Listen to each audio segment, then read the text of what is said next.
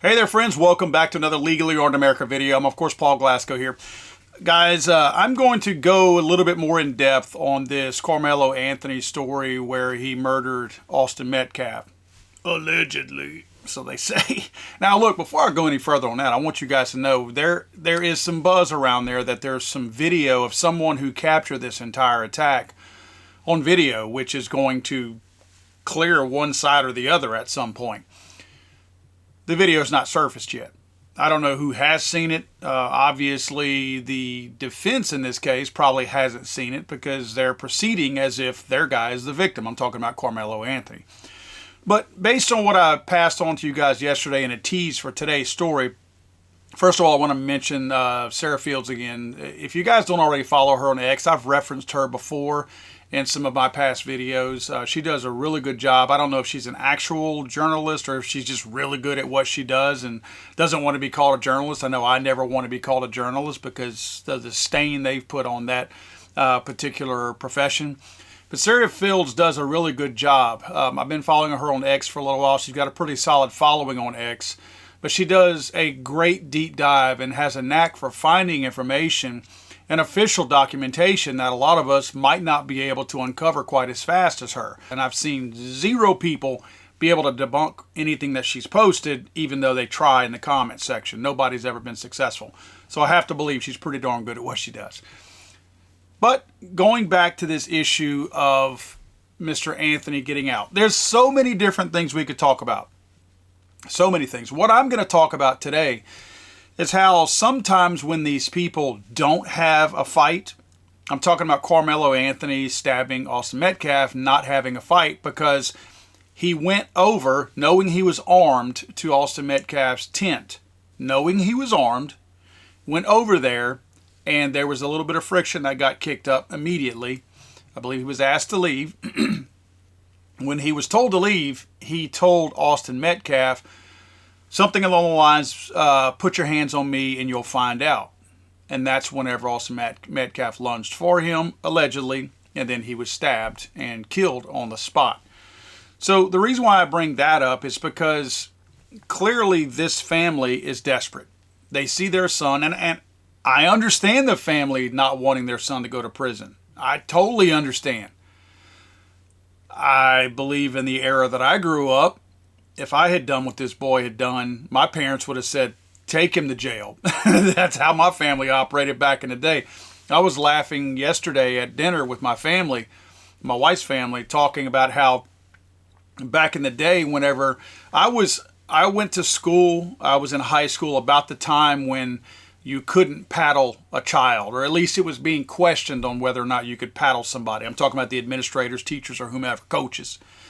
And I remember in my high school years in the mid-'80s, being sent home with a questionnaire, or permission slip, I guess, to my mother, asking like 2 boxes, yes and no.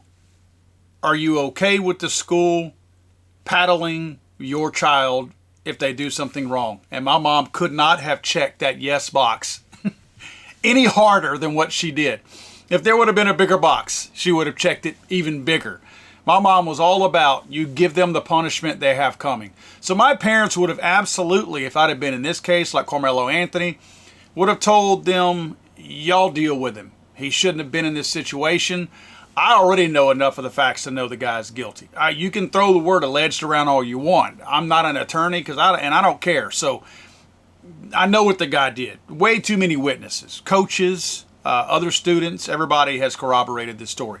My point in all of this is, I think whenever you have a sinking ship, you grab at anything floating in the water. And sometimes the things you grab at in the water that's floating is a turd. In this case, I do believe the Anthony family is reaching out for a turd, and they found one. Mr. Dominique Alexander. Oh, wait. He goes by Minister Dominique Alexander. This guy has a rap sheet as long as King Kong's leg. This dude has been in and out of jail his whole life Why do I bring him up? That is the representative, not attorney, as I misspoke yesterday, assuming he might have been some kind of an attorney. You know, they got those Cracker Jack box attorneys that they churn out those licenses to perform law, practice law. No, this guy's not an attorney. I didn't think so, because the more you listen to him talk, you realize how dumb he is. The guy's stupid. To the point where he might have found his niche now, being a grifter, a race grifter, because he clearly is not smart enough to do anything else other than break the law and make his way in and out of jail. Come to find out, this guy is the spokesperson for the family. He is speaking on behalf of the family, maybe because, look, I'm going to cut the family, the mom and dad, a little bit of slack. Yeah, they might have raised a little peckerhead, but nevertheless, it's their kid. So I understand the desire to keep their son out of prison. I get it. So I'm not going to be so hard on the family. It would be easy to be hard on the family because they put video out talking about stuff and evading all this extra money that they've gotten, lying about it, saying people are lying about the fact that they bought a house and a car and all that. I don't want to get too deep into that because that side of it's disgusting because they're funneling money and making money off of the fact that their son committed a murder. But at the same time, I get it as far as protecting their son or trying to protect their son. But to reach for this floating turd is one of those things that I cannot wrap my head around. I don't know if they couldn't afford a real Jesse Jackson or a real Al Sharpton. I don't know if the Timu Al Sharpton that they ended up reaching for was the only available race pimp that they could find. But they seem to have latched onto this dude. And boy, I'm all for it. I'm here to celebrate it because I'm enjoying his press conferences. I'm going to show you a couple video clips here in a minute, and you will know exactly what I'm talking about if you haven't seen it yet. But this dude is the head of another way. It's like he continued thieving. He's the head of another one of these race pimp organizations, and he stole most of the words in the name from Al Sharpton's organization. He calls his organization the Next Generation Action Network Foundation. Can we get another multiple syllable word thrown in there to make it sound even more official? Yeah, I believe Al Sharpton's little outfit and fundraising grifting organization is the National Action Network. Well, we have the Next Generation Action Network Foundation here. This is a response to failure to file taxes, and Sarah Fields has a really good breakdown. I'm not going to go into everything that she talked about here, but I'm going to spotlight some of it. She's got some really good information on their failure to file their taxes. They've been around for a decade, and I think they've filed twice, according to what Sarah has said. This nonprofit is a BLM supporting nonprofit that doesn't pay its taxes. It brings in about 6 figures a year in revenue, when you know where that goes to, payroll. Yet, according to Sarah, it has filed 2 IRS reports since 2014. That's in 11 years. According to federal law, they are required to file annual returns of their income, like the rest of us, and expenses with the IRS. Again, according to Sarah Fields, they have also repeatedly opened new 501c organizations under slightly different names, and when their status is revoked for lack of financial filing or when pressure is placed on them to file, they start a new entity. This leaves room for money to, quote, disappear, according to Sarah. They have multiple federal EINs, state recognition, and missing entities in between the years that each 501c has begun. So the guy's a dirtbag. So not only is the guy a known felon, but he's also the head of a fraudulent organization. Can we be honest for a second? Is there any of these BLM supporting organizations that's not fraudulent? I mean, let's be really honest here. It's good business to profit off of the whole race thing. It's not a legitimate cause. It's simply not. This ain't 1960. Racism is where you create it today. It exists, but it exists in shadows. It's not out in the open. This whole thing here, it ain't about race. It never was about race. It was about ego, and it was about being overly aggressive in a situation that did not require over-aggression. This is a silly situation that should have never happened. But we're led to believe that it has to be racism because the minister says so. And again, real quick side note, this whole minister stuff, isn't it ironic that everybody who's been arrested and who's a felon, who becomes a race pimp, miraculously becomes a minister? You want me to give you a little bit of a didn't know you had that on your bingo card tip today or information? Guess who also is a minister? Me. I am a minister. I'm an ordained minister. I'm going to tell you how hard it is. This is how hard it is. My brother told me about it because my brother got his ministry certificate online many years ago to marry one of his friend's daughter and her husband. They wanted him to marry him, so he goes online, got his certificate. I thought that's kind of cool. Went to the same website. Look, 15 minutes later, I was a minister. This guy's a minister. It don't mean anything, but you're probably thinking the same thing I am. Felon, he's a convicted felon because he beat the crap out of his baby until the eyes were bleeding and bulging out of his head. He got convicted on that. So the guy is a known felon. Can't own a firearm. So you're probably thinking, wait a minute.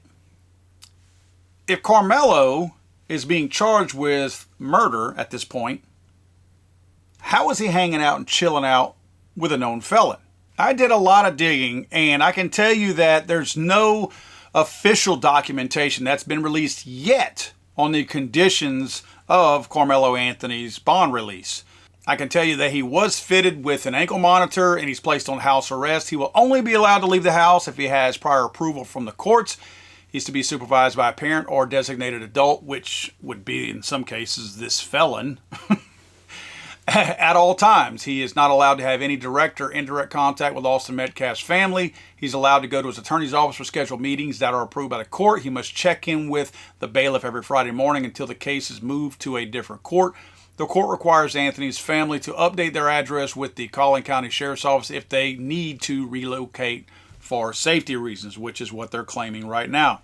But I can tell you that sources that I have run across, and I have really exhausted every bit of my efforts, that there's no explicit mention of a bond condition prohibiting Anthony from associating with felons. However, such a restriction is pretty standard in Texas for serious charges like murder, especially for juveniles or those on house arrest, to prevent negative influences, obviously, from associating with these felons. Now, I can tell you that as long as there's no children around for the minister to teach Carmelo how to shake to the point where their eyes bleed, probably not going to be a whole lot of issues going on by hanging out with his felon friend. Now, rest assured, just because there's an absence of any kind of explicit non-felon association clause doesn't mean that it doesn't exist. It just may not be being reported on at this point. But I want to show you some video clips. And the first one I want to show you is kind of entertaining to me. Remember I talked about Sarah Fields? All this information that she's dug up on this? Well, apparently, the kind minister, he don't like Sarah Fields too much and does not like the fact that Miss Fields has dug up so much dirt on him. He attacked her, took his precious time at a press conference to attack Sarah Fields. Why would you waste that time? And no offense to Sarah, because she's got a big following. Again, he tries to devalue her by saying, I don't know who this woman is. Oh, he knows who she is. But why would you take up your precious time in a situation like this to attack somebody on X?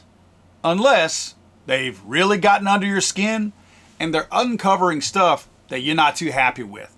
So he's trying to get people to attack her in return by going after her in this press conference. Check this out. Sarah Fields.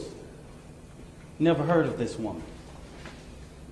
This is the kind of despicable things that led to the father being here. Political operatives motivating this family with hate. Carmelo Anthony posted on something that shows, posted here. These are the type of lies that are threatening this family. Posting the family's picture. These are the type of lies. She's getting millions of views on this. Sarah, she's even came after me. She's even said all of those things. Interesting, right? So he's butthurt at Sarah. Good for her, right? Good for her. When you get a reaction out of some dipshit like that, you are over the target. So she's definitely getting real close to this guy because he ain't liking it. Now, the next clip that I want to show you is where, oh my God, I got to say this real quick side note. If you're going to represent a family in an official capacity, learn how to master the English language. This guy is 30 or 40 years old and has been speaking English his entire life and still hasn't mastered the English language. I mean, how many times he gonna ask us something? But here he goes talking about Kyle Rittenhouse, and then he talks about Daniel Pender. We know he's talking about Kyle Rittenhouse and Daniel Penny. But the dude is stupid. Apparently he can't retain things very well, or he can't retain them accurately in his mind. But he's going to represent this family. Here he goes slandering both of those guys and trying to compare his murderous boy, his baby, that he's known for 2 or 3 weeks. He said, our baby. He's going to refer to Kyle Rittenhouse, and Daniel Pender as being equivalent, their situations of self-defense, as our boy Carmelo Anthony here. Check this out. I asked, because these racist bigots try to prevent us from standing up for our baby, our boy, he should be afforded the same rights that Kyle Rittenhouse had, Daniel Pender, and all of the people who have claimed whatever their defense was. He should be afforded the same right. Nobody in the public media has one video camera, but we got the video of Kyle Rittenhouse with an AK-47 shooting 3 people in the back. We got that. And he raised more than $2 million publicly, and nobody said anything. So since they tried to come for us, I call for the community's overwhelming support for this fund. The disinformation that was put out was literally deliberate to prevent you from helping this family. Once again, I want to point out that when somebody wholeheartedly, overwhelmingly, unequivocally goes after the race card, and that's literally the only card. There's 52 deck cards, and they throw 51 out, and they cling to only one, which is the race card. That means they're scared, and they have nothing else. That's why they are pushing race so much in this story. I don't think when this originally happened, people were even thinking race. They made this about race. In fact, they've done a pretty good job because a lot of wackos on the left who are really, they've had their brains washed at this point into even considering this guy might be a victim of some sort. Metcalf has been forgotten about. The true dead kid, he's been forgotten about. This is all about this new victim, Carmelo Anthony now. So they've done a pretty good job. I mean, this type of approach, although stupid and ineffective in most of our minds, is pretty effective. Because remember, there's a lot of the American public who are really stupid. And they actually will buy into this kind of stupidity. Especially the ones as stupid as this guy, the old minister. And all I'm going to say, so it don't be asked later. I got to break in right there. All I got to say is so it don't be asked later. Come on, son. The English language, dude. Just use it. So it don't be asked later. So it don't be asked later. Who's he really talking to? And all I'm going to say, so it don't be asked later, is that was disrespectful and just shows you all the character who is not invited. He knows that it's inappropriate to be near this family, but he did it. And so I say to people, actions speak louder than words. Okay? What he has failed into is the political operatives that want to make this thing a political thing of hate, yet bigotry, and yet racism.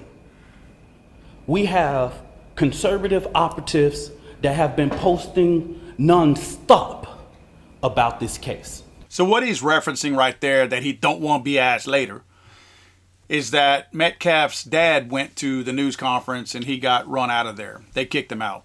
So that probably wouldn't have been a good situation. The father of, let's put yourself in Metcalf's dad's situation. I'm sympathizing with Anthony's parents here, but let's also look at Metcalf's. Their kid is dead. Their kid is never going to lie again like Anthony is. Their kid is never going to be able to try to get out of going to prison like Anthony here. No, their kid is dead.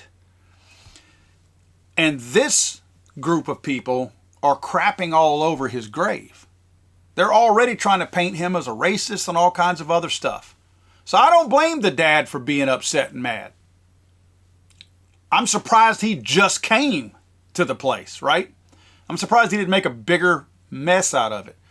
But for these people to sit here and talk down, they're trying to make it sound like, talking about character and everything, trying to talk about Metcalf's parents like they're a problem, to try to further brainwash people into thinking that the family was the issue so that they can get a little bit of the heat off of their own family member, their own baby, like he says, because clearly he's the one that has the weight of everything on top of him right now because of the presumption of guilt for what he did. He murdered somebody with the stab of a knife. I want to go back to what I said in my video when I initially covered this story. We in the firearms community that carry every single day, we hold ourselves to a higher standard. Now, I don't expect a 17-year-old like Carmelo Anthony to hold himself to the same standard as me. What I'm telling you is we understand what it's like to have that responsibility of carrying a weapon that can take somebody's life to a situation and knowing that you don't ever want to have to use it. That's not the mindset that Anthony had. Anthony brought that knife and then dared somebody to touch him knowing that he had a knife. If one of us carrying a firearm goes to any situation like this and dares somebody to touch them, are you going to find out? And we shoot them and we kill them, we will never see the outside of prison, ever. Maybe if somebody drives by and we see the reflection in their car, but we ain't going to see it with our own eyes. They are trying to sound like, in fact, that's why he brings up and references Rittenhouse and Daniel Penny, because he's trying to make this into a self-defense issue. He's also trying to equivocate it to, they brought lethal weapons to a situation. Let me explain something to you. They did not bring lethal weapons to a situation because Daniel Penny just brought his hands, right? And he was trying to protect everybody else on there from somebody who was attacking them. Kyle Rittenhouse was hired for security, brought a firearm to protect the things of those people who hired him. People attacked him. It wasn't 3 people shot in the back. This guy, to me, Rittenhouse ought to sue him for slander because he didn't have an AK-47, had an AR-15, but he didn't shoot people in the back. It was 3 separate incidences, and those 3 people all attacked him. One with a skateboard, and I forget what the other ones were. It's been a little bit of time. I've slept since then. But they all attacked him. And believe me, they all saw it coming. They weren't shot in the back. That's another reason why the court system got Kyle off. But this guy is trying to draw comparisons to that to make it look like, oh, it's about the same thing. Wait a minute. Let's excuse Penny out of this because it's absolutely stupid that this dummy even included him in that argument. But Kyle Rittenhouse brought a firearm to a place where he could legally possess a firearm. Could you legally have a knife on school property? No. He broke the law before he stabbed Austin Metcalf. If he didn't think having a knife on school property was a problem and he did think he was defending his own life, why did he, 1, throw the knife after he stabbed Metcalf, and 2, leave? Why? In a self-defense situation, and by the way, I do have my attorney's on retainer card right here. Just got it in the mail for my new one. If we have to use our firearms to protect ourselves, what do? We call 911. We call attorneys on retainer. If it's a true self-defense situation, We're standing right there. We're not ditching the weapon. We're not running. We're picking up the phone and we're calling. I just shot a guy. If this guy were truly innocent, he would have called somebody. He would have held onto the weapon or put it down on the ground at least and called 911, called for help. Or even tried helping Metcalf, who was gasping for air. He didn't do any of that. He ran and he ditched the weapon. Guilty, guilty. If this video ever surfaces that they keep talking about, that somebody has it on video, which, I mean, in one way I think everybody's videoing something, whether it's security cameras or whether it's somebody just videoing with their phone. But in this case, from what I understand, it was a somewhat heavy downpour. That's why the people were under the tents. And not a whole lot of people are going to be just randomly videoing. So probably a little less likely that there's that random video that's just going to capture it out of the corner of the viewfinder or something like that. But I mean, again, word is out that there's video of this. We shall see. In the meantime, I think it's very comical that we have somebody like the good old minister here trying to grift. I wonder what his cut is right now from the Anthony family. Because remember, and just real quick, they've got $500,000 that they've gotten from the Give, Send, Go that they've used in interesting ways. So I don't know what this guy's cut. Maybe when he saw that Give, Send, Go, he was like, I need some of that.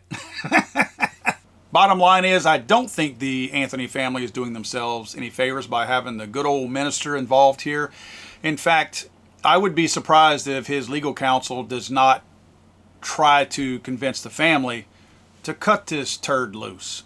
I mean, if that's the only thing you could find floating near you when you were sinking, fine. Maybe it kept you afloat for a certain amount of time. But as legal counsel, we're here now. Push that turd away and grab an actual lifesaver, because that may be their only chance to actually get this whole image of race pimping away from them, because that doesn't help their cause any. It may help them with these little local protests that they gin up and kick up to try to get support. But nationally, for the most part, people see right through it. And this guy is an absolute moron. Again, if you can't master the English language by the time you're 40, you have no business being in front of a microphone in any kind of official capacity. I think it's time that this family flush this turd and at least find somebody else that's going to give them a fair shot at winning this thing. Because right now, this guy is going to do nothing but take them down into the toilet even further than where they are now. They thought they were sinking before. This turd was only floating for a little while because it had so much hot air in it. It's going down.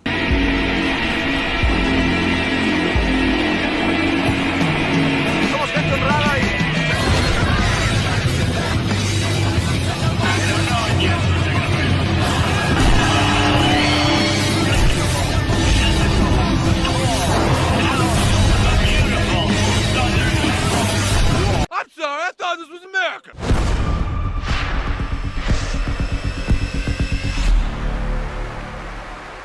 He's over!